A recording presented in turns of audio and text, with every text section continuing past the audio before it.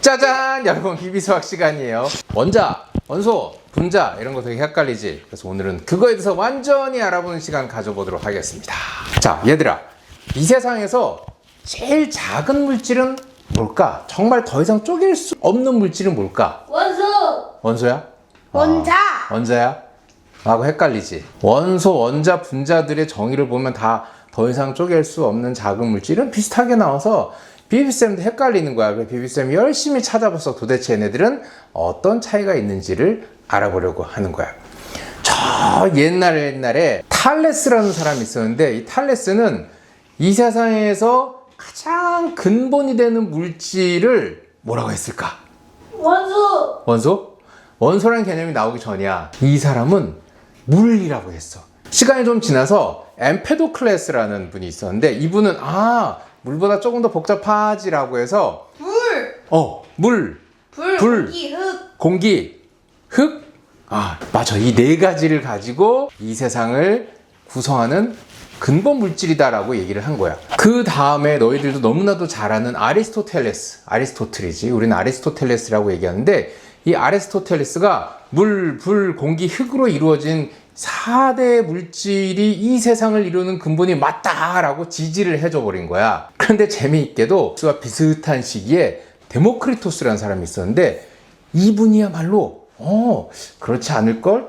어떻게 이 세상의 물질이 4개로만 나눠져요? 제가 생각하기에는요, 원자라는 개념이 있는 것 같아요. 진짜 쪼갤 수 없는 정말 작은 단위가 있을 것 같습니다라고 주장을 한 거야. 근데 이분이 얘기한 원자의 개념이 아주 재미있게도 아토모스라고 얘기했거든. 아토모스. 지금 이 세상에 우리가 얘기하는 원자가 바로 여기서 나온 거야.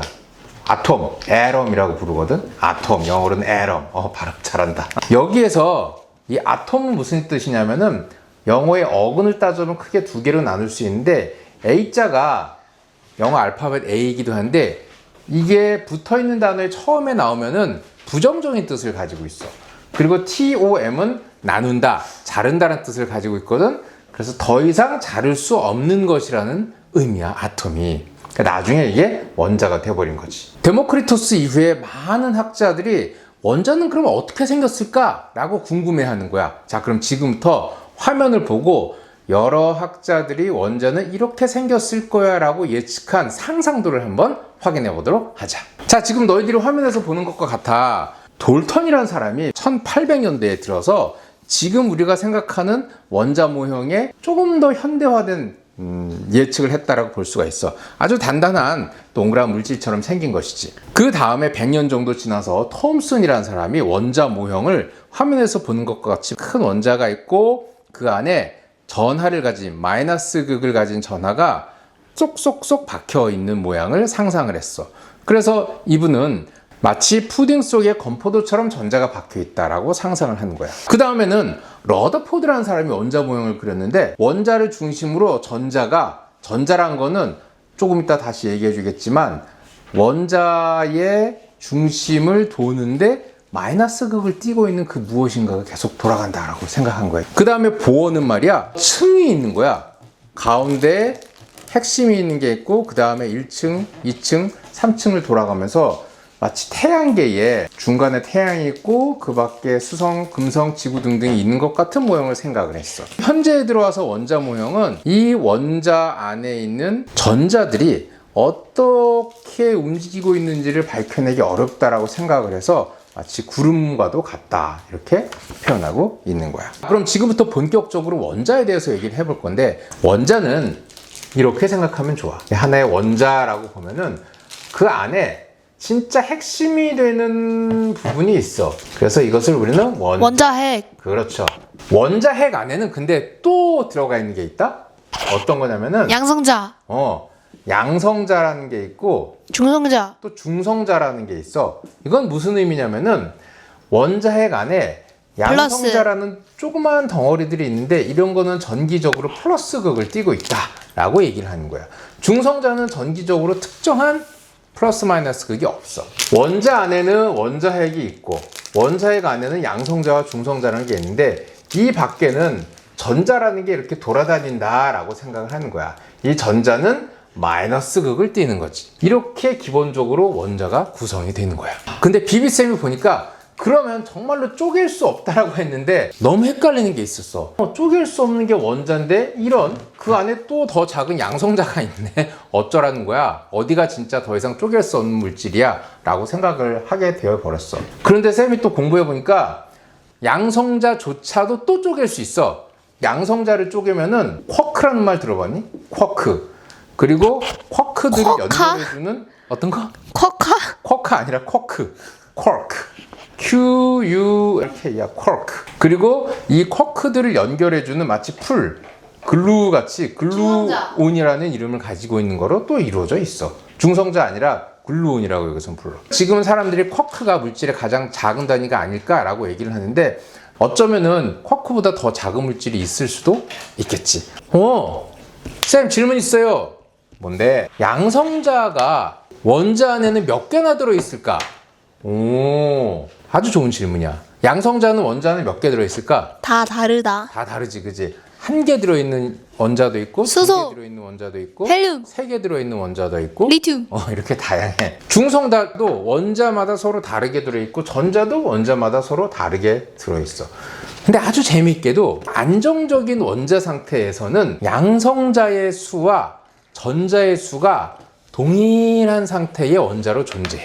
예를 들면 수소는 어떻게 구성되어 있냐면 원자핵 안에 양성자가 한 개, 이 밖에 음의 전하를 띤 전자도 한 개, 이렇게 구성되어 있어. 정말 심플하지? 그래서 수소가 가장 가볍다. 정말 가벼워. 존재하는 물질 중에 가장 가벼워. 그러면은 헬륨이란 것도 있어. 너희들 헬륨 풍선 혹시 알아? 네. 헬륨 풍선 술 마시면 목소리 아주 이상하게 나오는 거 있거든? 이렇게 원자가 있으면은 원자핵이 있고 그 안에 양성자가 몇 개 있게? 2개. 오, 양성자가 2개가 있어. 그리고 얘기했던 대로 안정적인 상태의 원자가 되려면은 음의 전하, 전기적으로 음의 성질을 띠는 전자도 2개. 2개 있어. 와, 신기하다. 그럼 여기서 질문. 좀 전에 비비쌤이 원자는 기본적으로 양성자, 중성자, 전자로 이루어져 있다고 얘기했는데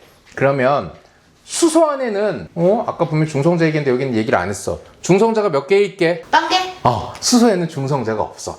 중성자는 어떤 역할을 하냐면은 양성자들이 잘 버틸 수 있도록 그 사이를 메꿔주는 역할을 하거든.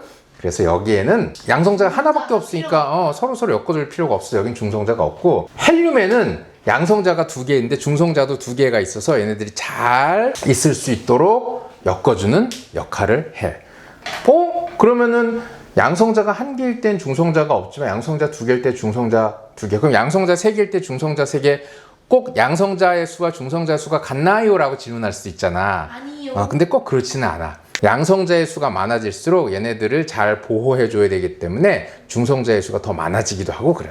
그래서 중성자의 수는 꼭 양성자의 수와 같지는 않아.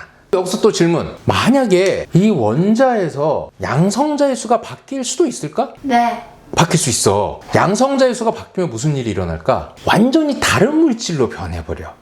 양성자의 수가 특정한 물질의 성질을 좌우하거든? 너희들 연금술이라는 얘기 들어봤는지 모르겠는데 사람들이 수리 마수리하고 막 그 물에다가 아니면 특정 물질을 막 끓이고 이래서 갑자기 펑 하면은 막 알루미늄이 금으로 변하고 이런 상상을 했었어. 연금술은 거짓이야. 어떻게 불에다가 끓이면 물건이 갑자기 바뀌면서 뭐 고철이 알루미늄이 금이 되고 이러냐? 라고 그래서 연금술을 하는 사람을 처벌하기도 한 적이 있었어. 그만큼 양성자 수가 바뀌면은 이 원자의 성질이 아주 많이 바뀔 수가 있어. 실질적으로는 어렵지만 뭐 이론적으로 충분히 그리고 가능한 일이기도 한 거야. 중성자의 수가 바뀔 수 있을까? 네. 중성자 수도 바뀔 수 있어. 중성자 수가 바뀌게 되면 그것을 우리는 동위 원소라고 부르는데 동위 원소는 쓰임이 아주 많아. 의료 같은 데에서 활용하기 위한 목적으로 사용하기도 하고 핵과 관련된 그런 무기를 개발하는 데도 쓰여. 전자수가 바뀔 수도 있을까? 네. 전자수가 바뀌면은 얘가 이온으로 변하게 되는 거야. 이거 나중에 다시 설명해 줄게. 자, 지금까지 우리는 원자에 대해서 얘기를 했어. 원소는 뭐냐라는 거야. 자, 원자 중에서 양성자 한 개, 전자 한 개를 가진 아이를 우리는 수소라고 부르기 시작을 한 거야. 하나의 개념이지. 추상적인 개념이야. 원자 중에서 양성자 2개, 전자 2개를 가진 아이를 헬륨이라고 부르기로 한 거야. 그래서 원소는 뭐냐면은 종류를 나타낼 때 쓰는 말이야. 원소는 종류다. 이렇게 알아두면 돼. 이런 종류들이 몇 개나 있나? 라는 것을 사람들이 궁금해 한 거야. 바로 여러분들이 아는 주기율표라는 게 여기서 탄생을 하는 거지. 이 세상에는 원소가 몇 개나 있을까? 이런 궁금증이 있는데 이것은 주기율표 얘기할 때 다시 설명해 줄 거야. 이번에는 분자에 대해서 알아볼 거야. 분자는 또 뭐야? 분자는 뭐냐면은 이 같은 원소들이 모여서 수소 2개가 합치고 산소 하나가 해서 물이 된다라고 하는 거. 이런 것들을 비로소 우리는 분자라고 하는 거야. 그러니까 제대로 된 역할을 하는 아이들을 분자라고 얘기해. H2O는 분자야. 여기에서 그럼 비비쌤이 문제를 내볼게. H2O에서 원자는 몇 개가 있고 원소는 몇 개가 있고 분자는 몇 개가 있냐라고 문제를 내볼게. 원자라는 건 말이야, 각각 하나를 얘기하거든. H2O는 O라는 애가 하나 있고 O라는 원자가 하나 있고 H라는 원자가 이렇게 2개 붙어가지고 만들어진 거야. 그러면 원자는 총 몇 개니? 2개 더하기 1개니까 총 3개가 있는 거야. 원소는 종류라고 얘기를 했어. 그럼 여기에 원소의 종류가 뭐가 있어? 수소하고 산소 2가지 종류가 있는 거야. 2개. 만약에 여기서 이 H2O가 아니라 H100O 이렇게 있어. 이럴 때에는 만약에 H100O라면은 원자의 수는 101개가 되겠지만 원소의 수는 여전히 2종류니까 2개가 있는 거야. 그리고 H2O에서 분자는 몇 개냐? 1개. 이렇게 하나로 이루어져 있기 때문에 1개다라고 얘기할 수 있는 거야. 이제 더 이상 헷갈리지 마. 마지막으로 정리해 줄게. 원자는 개수를 나타내는 거야. 원소는 종류를 나타내는 거야. 분자는 성질을 나타내는 거야. 자, 이제 표로 정리해보자. 자, 너희들 보다시피 원자는 아톰, 더 이상 분해할 수 없는 거 나왔는데 물질을 구성하는 가장 작은 입자라고 표현하고 초점을 개수에 있어. 하나 낱개로 셀 수 있는 거야. 원소는 물질의 기본적인 성분이다. 엘레먼트라고 표현하는데 이건 종류를 얘기하는 거야. 수소냐, 헬륨이냐, 알루미늄이냐 등등등이지. 분자는 물질의 성질을 가지는 기본 단위야. 그래서 초점이 성질에 있다라는 거야. 한 가지 더 비교할 수 있는 것을 알려줄게. 입자라는 표현도 쓰는데 입자는 파티클이거든. 어떤 형태든 알갱이를 얘기할 때는 입자라고 표현해. 그래서 보다도 보편적인 개념으로 생각하면 되겠습니다. 지금까지 원자, 원소, 분자에 대해서 설명해봤어. 더 이상 헷갈리지 않기로 하자. 비비상 여기까지. 안녕.